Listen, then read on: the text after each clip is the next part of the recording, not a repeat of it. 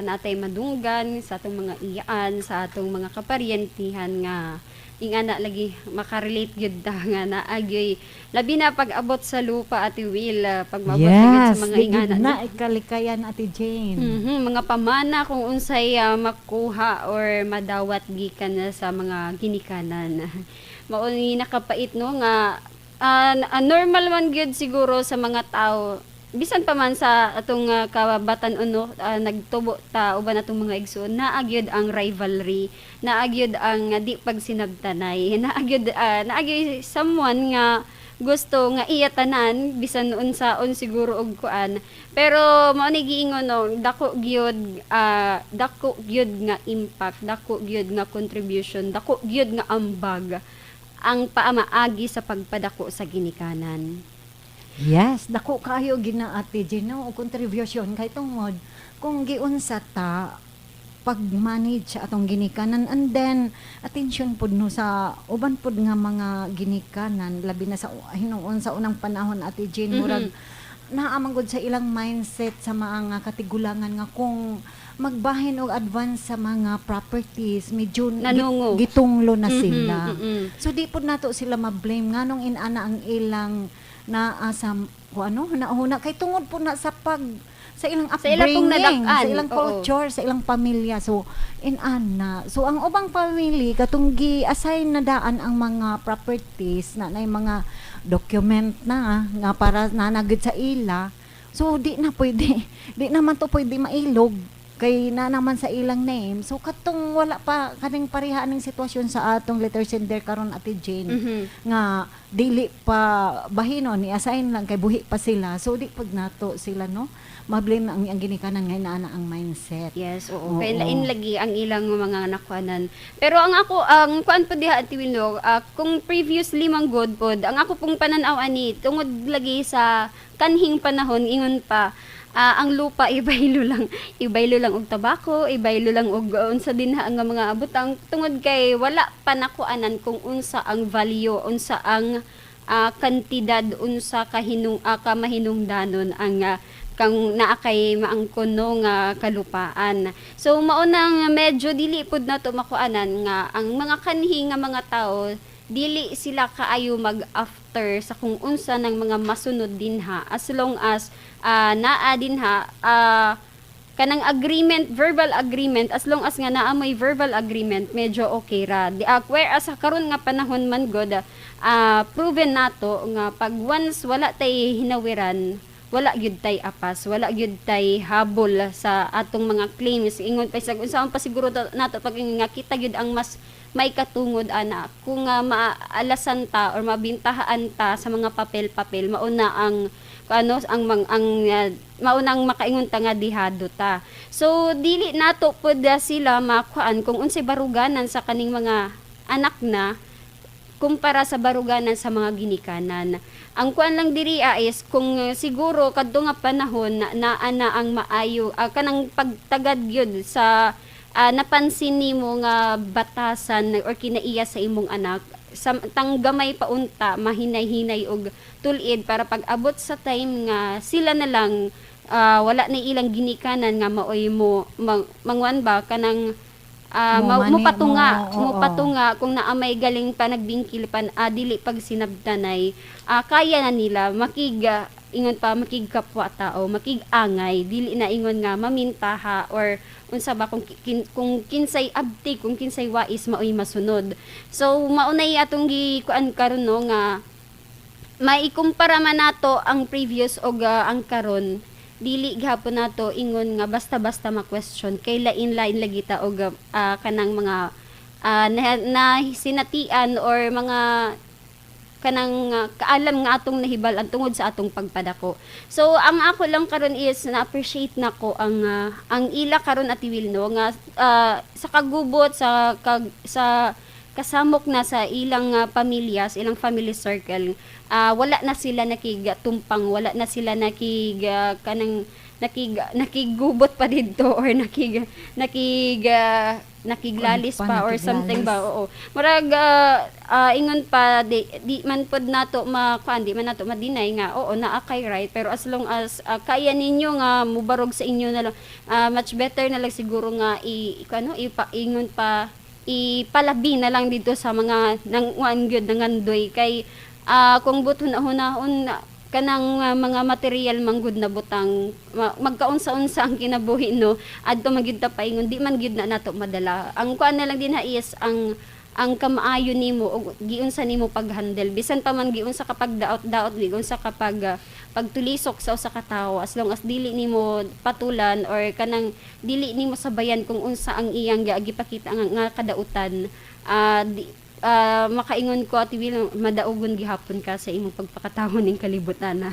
Yes, tinuod gina Ate Jean kay dili gina mawala sa managsuon nga naagi gusto mo lamang. So sa life sa atong letter sender karon insakto moingon ko nga insakto ang inyong gibuhat nga maglikay na lang Ate Jean kay mag-unsa man ang daghan kag properties na wala di ay kay peace of mind kay Oo. tungod kay daghan nagbagulbul sa imo na daghan na suko sa imo. So tinuod yung giingon nga hinay-hinayan ra gyud ka og kuha sa Ginoo ni anang tanan nga imong nilamangan nga mga Mao gyud Ate butang. Will. So di lang ka ang katong manlamangay di lang siya maka-notice nga gihatagan or gisilutan na dai siya sa Ginoo sa paghatag og mga trials or mga sakit mga bisan unsa na lang nga mga test ang kinabuhi kay aron makarealize siya kung unsa iyang nabuhat unsa inahatag niya nga pagpasakit sa iyang mga igsuon. So according to expert Ate Jane, naday gingo na po di ay pamaagi nga how do you deal with greedy siblings kay naagi na di igit kalikayan. So number 1, cultivate empathy for them and try to understand their motives. So kinahanglan di ay nimo siya pasabton or imong hatagan og kanang panahon nga kanang sa pagtudlo niya sa mga maayong tumong sa kinabuhi. So aron siya maka-realize nga kung imo siyang kanang i-fade og mga maayong butang, so siguro na itay mga maka-realize siya. So number 2, let them speak their piece even if you disagree. So bisag bisan unsay iyang mga istorya bahin sa imo bisag di ka mo uyon apan pamati alang siya. Imo lang siya pamation. So number 3, be understanding and kind to the best of your ability. So gyud ay kay halapad nga kasing-kasing Ate Jane kung makaigsuon kag mga inana kinahanglan gyud ay nimo sila sabton. And then kung mo na iyon kung nakasabot ka so imo na lang i-giveaway ang tanan. Kung sa imong part Ate Jean imo nang mahimo nga di na lang ka mo sa imong rights dili na lang nimo pagkuan di na lang ka mangayo sa imong rights kay ipabor na lang nimo sa ila kay aron sila mahilod na. Di na ka Ipalabon na lang. Yes, di na ka mangayo. So, pwede ka na. Sa atong kahimtang karon ba, siguro dapat, kung naay sa managsuon, dapat iangay gyud Ate Gino. So, apan kung dili gyud mahimo, so, Di madala, so ila na lang. Insakto tong father ni Helen, nga ila na lang na tanan, kay total di man na nila madala. Di ba? O, tinuod na, maayo na nga opinion. Kung makahupot siguro tag mga inana, murag walay samok Ate Jean. Murag walay gubot sa managsuon. So last, take time to think about your response to them if you feel overwhelmed or triggered. So kung maputo ka na ka o mapuno na ka, so una-una daw nato maayo kung unsay atong i-react, no? Ato ibutang sa iplastar og maayo kay aron dili tama ka nang masamot og kagubot kay maapektahan mo ta kung nagkagubot na murag trouble pud ta Ate Gino kung Yes, natay at labi na atong mga igsuon basta paryente nimo relatives na may imong kabangga murag di siguro pod kakatulog murag ma-stress na hinuon kag humuna-huna nila.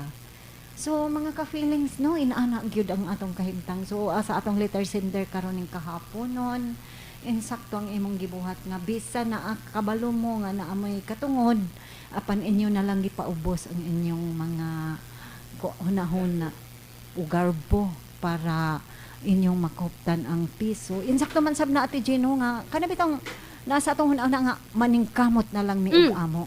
Yes, oo. Para sa Ate Will na mas maayo ng na akay na kabot, na akay na batunan nga imong kaugalingon nga kun kay walay daghan istorya nga imong madunggan bisan pa man ingon nga na kay katungod pero di gyud mo malikayan nga ang tao labi nagsuyado mubuhat og mubuhat gyud sa imo og isyu.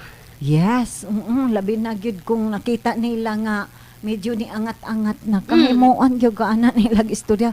Bisan ang kuan ra ba gyud Ate Jane, maayo ko na motivate ang kanang mga igsuon nga kana bitaw medyo na ay pagka-greedy, na ay pagka-selfish. Maayo na sila nga manipulator. Maayo mo mapahilaw na og istorya so, Ate Will manipulative na sila. makakumbinsi lang. Makakumbinsi. So inyo gunang imo ato ginang huna-hunaon nga naa sa atong pag-observe kung unsa ang mga kinaiya sa atong isigkaigsoon, di ba? Imo nang obserbahan kung kinsa ni unsa iyang kinaiya unsa iyang so kinahanglan po di ta mag-study no magmatsyag sa mga kinaiya sa atong mga igsuon kay bisan igsuon ta apan lahi-lahi manggod kinaiya. Mao gyud. Mas dali hinuon nimo Ate Will para sa ako mas dali hinuon nimo ma-assess kung unsa nga klase nga pagkatao kay adlaw-adlaw baya na nimo kauban. Yes, Ate Jane, ano ka nga imbis adlaw-adlaw nga nagkauban andin ang inyong dugo nga naglatay makura ang pan nganong dili gyud magkasinabot o di gyud uyo no di magkaangay gusto gyud na imo labaw Lain-lain og prinsipyo. yes tungod sa pride o prinsipyo labi na no kung naay mga kuan kana atong mga igsuon nga medyo kuan Ate Jane kanang social life nga gusto mo gukod sa mga standard of living. Yes. So diha na sila nga makita nato nga maningkamot gid na sila nga makalamang sa iyang isika igsuon. Mula labaw gid ilabahin permi. So mga ka-feelings no? Adi sir nato entertain o kita ang inyong mga maayong ideya pod o mga experience sa kinabuhi about sa mga kung ano inheritance sa atong mga ginikanan ato commercial break ko nata. Sa usa ka tawo kanang nga magpadala sa kung ano pangandoy nga masobraan bisag dili na kaya abuton magpakakuan maunang medyo maot na hinuon ang paingnan sa imong mga pangandoy. Yes, dili man daw sala ang pagpangandoy apan ubanan sa imong mga lihok. No paningkamot. Wala pa diri or to earn the amount that can buy them whatever they want. So mo lagi to mga usa sa mga pangandoy nato. People become greedy once they taste the flavor of ease and wealth. So kana makatilaw na no. Unya na ay daw nga pangandoy. Makatilaw na ka og ingana nga ano experience ba gana di og ani ka. Gana man daig makwartahan Ate Jane. Pero dapat kung naatay ma-experience nga medyo makagana or gana sa paminaw, himuon nato ng guide para sa maayo nga mga pamaagi. Dili kay maoy atong ano no tungod kay nangandoy ta nga magpabilin ta sa dinha nga sitwasyon na mga ano lang pud ta kanang mga laska ba or kanang mamintaha sa isig ka tawo dili na pud na maayo. So mo diri whatever they want, people become greedy once they taste. And that greediness creates rift and property disputes between brothers and sisters. So maunay ang atong subraan ka pagka siguro tiwil iya-iyahon na no makaingon na tag iya-iyahon na kay ang huna-huna man gud ana is iya na lang kaugalingon na di na makig-angay sa iyang mga igsuon. Yes, ang iya na lang kaugalingon ang iyang gilantaw nga maadunahan siya bahalag mga pobre mo uban nga niyang mga igsuon, di ba? Na igsuon ni na Ate Jane. Naagid bitaw tiwil nga bahala mo din basta ako kanang mga ingan ang linyahan ba basta kay ako dire okay nako. So di na magsugod no ang mga panaglalis ug panagbangi labi na sa maghisgot og kabtangan. So Ate Jane na ako'y napili karon no na atong quotes for the day about sa family aron atong mahinumduman mga ka-feelings nga aduna gid tay kwan obligasyon sa atong pamilya. Dili lang nato ipalabaw ang atong mga kanang paghigugma sa mga kalibatan ng nga butang. At sa atong quotes for the day nga gikan sa nvg.com. Nag-ingon diri Ate Jane nga family isn't defined only by last names or by blood. It's defined by commitment and by love.